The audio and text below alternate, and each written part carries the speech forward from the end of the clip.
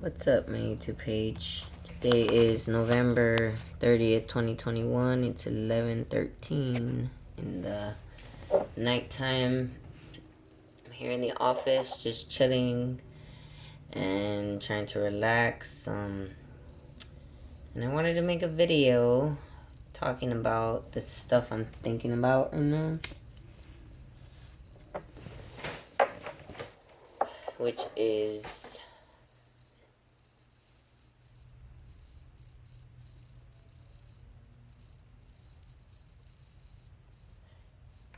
generational trauma. I'm thinking about generational trauma right now because, as a parent, I am faced constantly with situations where I am forced to challenge the levels of temperament that I have within me. And, and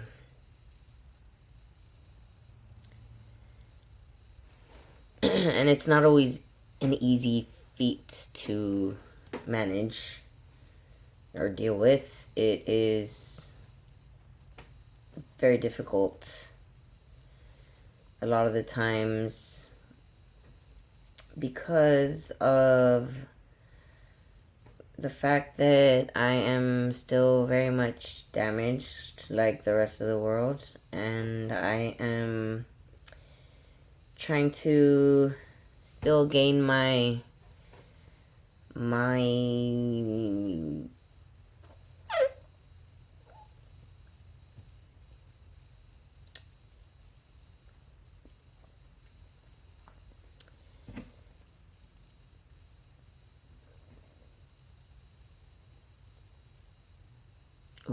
my several things. I guess it's not just one thing in particular I'm trying to gain. I'm trying to gain my independence, my self-esteem, my confidence, I could go on. But the point is that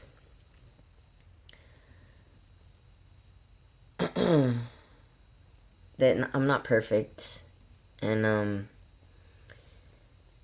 I've yet to come across a human being that was perfect. I've met some that are pretty damn close to being perfect parents. What I'd like to see as a perfect parent anyways, but I mean, obviously they're not perfect themselves. And what makes me see that this, or what I classify as perfection when it comes to parenting, is based on the amount of thought that you give into your child's well-being, your child's overall well-being, as far as, you know, their physical health, their mental health, their emotional health, their social health, their everything, their health and well-being. And you know, I have a certain level that I'm at that's based off of my own personal treatment to myself, and I don't like where it is, you know, when it comes to my daughter. Anyways, with me, I'm still struggling with caring about how it is, but I see that I'm, you know, being a certain way with my daughter, mirroring this image of myself, and I don't like it, and I don't want to do that, you know. I'm trying not to, you know. So I'm very far from perfect, as far as being a parent. Very far. You know, I fail a lot in that area. And the only reason why I actually don't put myself more down about it than I feel about it is because of the fact that I know that I'm only like this because of where my mindset is, where my self-esteem is, and my confidence and all that, you know. I know that that's the only reason why I'm like that. And if it weren't, if I were in a different place, then, you know, I would be a bit of a closer to a perfect parent, um, as some other people I've met, or I should say one other couple that I've met, because this is the only couple in my life that I've met that, from what I've seen on the surface of them, they appear to be the closest thing to perfection that I've ever witnessed. And it's funny because the people that I'm talking about are people that my mother-in-law has through third-party sources has come to know as people that brainwashed me, or come to think that, because they're the couple that she was told that I spent a lot of time with over there, and who the husband of who was my acting director, or acting coach, I'm sorry, who is the one who showed me what generational trauma is. Like, he explained it to me basically, and that was the whole thing of what she was told I was brainwashed about. I mean, she didn't tell me that directly, but I know that that's what it is, because I know that that's what the idea is of me being brainwashed. And I'm being vague here because it's a certain particular person I don't want to mention, because I don't want to appear negative or like seem like I'm talking bad, or, you know, saying anything, because I don't want to cause any drama, you know, or trouble for my family. I really don't. Like, I want them just to fucking heal, like, and be at peace. That's all I want for my family, is to fucking heal and be at peace. That's it. You know? So it's hard to talk about certain things, because then they take shit the wrong way and you fucking cause a whole scene. So you have to be very careful. But anyways, I went off on a tangent there, and I digressed a lot, and I'm sorry. Not really. I mean, it's all related. Really, it is, because the whole thing of me being a shitty parent has to do with the well, not only the generational trauma, you know, from being raised by my parents, but also the, you know, just trauma that you deal with in everyday life, with certain circumstances that you face with other family members as well, and whatnot. Just everything that you experience growing up that causes you trauma, essentially. And yeah, that's basically why I'm not at my perfect level where I need to be, because I have those things in me that I'm trying to get over on my own, and it's very difficult, you know, when you can't really talk about things to people, because, you know, you don't want to cause any drama.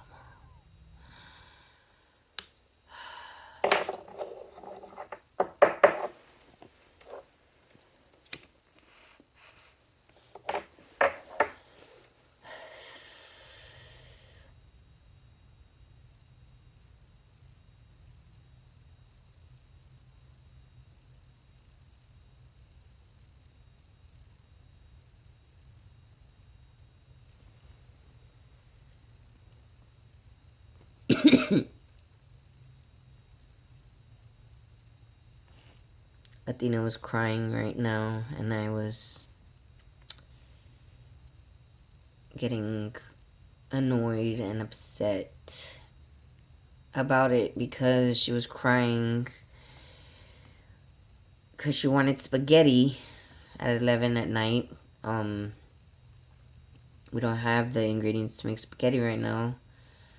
And I mean, I could probably make something out of scratch, with some diced up tomatoes in a can, and some sugar and some olive oil and spices. I could create it. But the thing is, I do it a lot for her, and she more often than not, just leaves the food there. There's been several times where she's crying at night because she doesn't eat during the day when she's supposed to. So she goes on throughout the day just, eating snacks, eating junk. She has her vitamins, of course, so she's getting vitamins at least, but she'll eat like one or two spoonfuls of her food, and then that's it. And then she'll not want any more, run off and not eat. And I constantly tell her, we all constantly tell her to eat and eat and eat, and I try, and sometimes she'll let me feed her, sometimes she won't. And it's a battle with her, so it's a it's a source of huge contention I have with her, as far as, like, her behavioral issues. And I'm not the kind of parent to force her to eat. I never liked being forced to eat as a child. I remember that clearly. I never liked it. Mostly because I didn't like a lot of the food that was made for me. But also just because I wasn't hungry a lot. I didn't get hungry often, so I understand if she's not, but then she needs to eat something. She'll go not eating anything, and then at night she's crying because she's hungry, and it's like, that's why you need to eat during the day. So usually I'll get her something, to drink or whatever. But and rarely, or not rarely, but maybe half the time I'll make her food. But not all the time. I don't make her food, and I was to that point already where I'm like, you need to stop this behavior of not eating during the day. So I was annoyed with her, hearing her crying because she wanted spaghetti, and she wasn't getting that, and and she's crying, on the floor in the kitchen, like, dramatically, not horribly, it's more like a whining, like, just when a kid doesn't get what they want, type of crying. But she's crying, like, there's tears coming out and stuff. It's just, it's not a lot of pain behind it. It's more just, wanting, yearning. And and I couldn't sympathize with her, like, I wanted to. I wanted to, because I wanted to be able to create that energy where she could feel me sympathizing, and talk to me and stuff. Um, but it's hard, it's hard for me. And I was kind of already, like, a little angry at her because she gets in these modes where she just wants her nana, like, she wants to be with her nana, and she doesn't want anybody else. And she'll tell me, I don't want you, I don't like you, and that she was doing that. And I was like, kind of annoyed with that already. So when I saw that, I was just, like, upset, and I told her, Athena, like, if you don't stop that, I'm gonna just take you to the room, and you're gonna stay with me in there. And I've done that before, where I forced her to stay with me in the room, even though she wasn't, you know, letting me. She was being very aggressive and, combative. But I forced her to stay in there a couple times when she was being really bad, and Yana was very, very tired and wanted to sleep already. And but I don't like doing that. I don't like being that way. I prefer her to be comfortable and happy before she goes to sleep. I don't want her to be upset and crying and all emotional. So, I told her, well, she said, when I told her, to come to the room, and she didn't stop that, she was like, I'm just crying. I need to cry. And I felt, in that moment, I felt sympathy because I'm like, I make videos constantly telling people, if they need to cry, just to cry it out, to let it out. And I agree with that, but I also know that her crying is upsetting to Diana and to Marco, and it's to me sometimes too when I'm tired, and I'm trying to just relax or something, but it shouldn't be, it's not. I'm not right in those moments to be upset.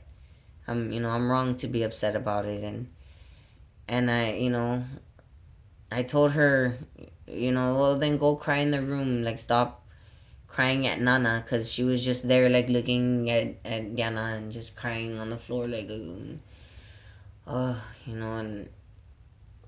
like a part of me wants to just go and pick her up and carry her and you know and make her relax, but then I'm like, no, I'm not in that space, because if she reacts badly and she's like, no, I don't want you, then I'll get mad, and I'm gonna snap at her.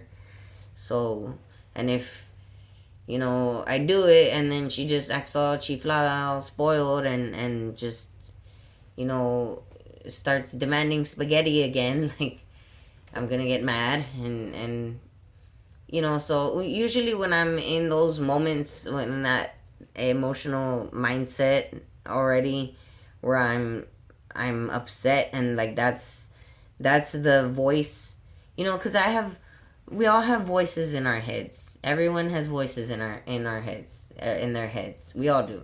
And if you say you don't, you're lying, because you have that voice that tells you right from wrong. They're different. And the one that tells me, to tell her to be quiet, or let's go, to be more hard on her, and the one that wants to go and pick her up and just rock her to sleep. Those are two different voices in my head.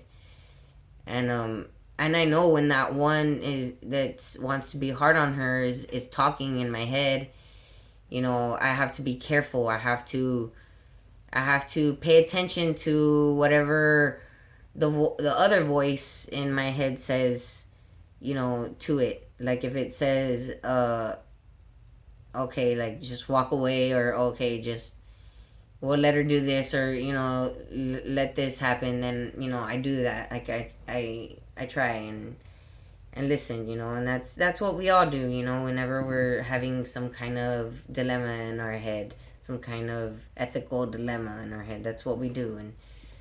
And so I've just learned to, I guess, find the balance between those two voices, where I know, okay, once this voice is taking charge more, and as far as my actions and what I'm saying and what I'm doing, then I need to start listening more to the other voice as far as what I should do next. So, in my impulses or whatever. So that's what I did. When I told her that, and she was like telling me I'm just crying, just need to cry. And I told her, okay, we'll just go in the room, like get away from Nana.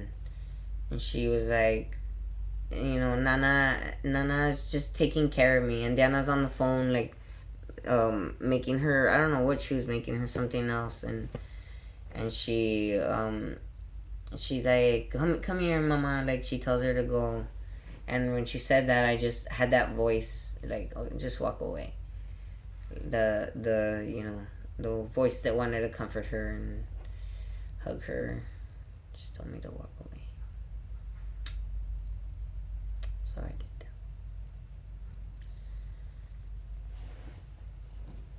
did. But if I was more perfect, I would have just went and picked her up and been able to deal with it. if she would have reacted badly. Be able to deal with it in a rational, calm, controlling demeanor.